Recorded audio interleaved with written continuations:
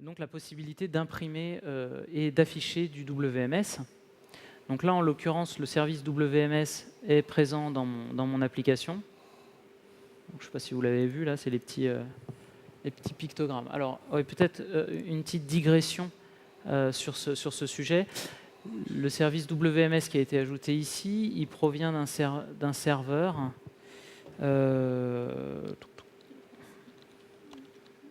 Peut-être l'avez-vous vu dans le programme. Esri France a lancé une initiative qui vise à publier des données open data sous la forme de services, de manière à pouvoir les utiliser encore plus facilement. Et donc, j'ai été chercher le service WMS sur ce site. Je suis sur Nice, j'ai tapé Nice WMS. Et puis là, j'ai trouvé différents services, l'orthophoto, mais aussi des établissements publics avec des données qui sont accessibles en WMS.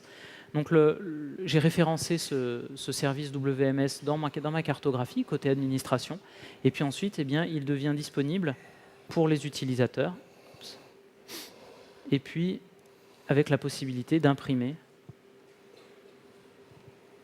avec ce bouton. Donc, je ne sais pas, c'est une fonctionnalité qui est présente depuis assez longtemps dans Arcopol Studio, mais qui est toujours plaisante à montrer parce qu'on a beaucoup travaillé dessus, alors on adore la montrer.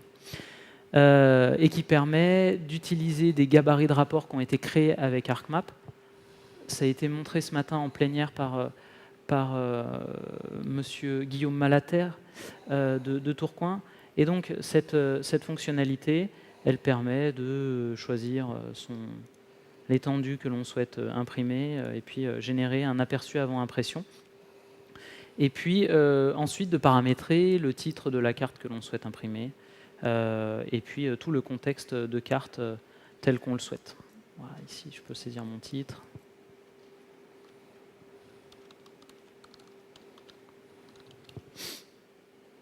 La résolution. Et puis, je peux lancer l'impression.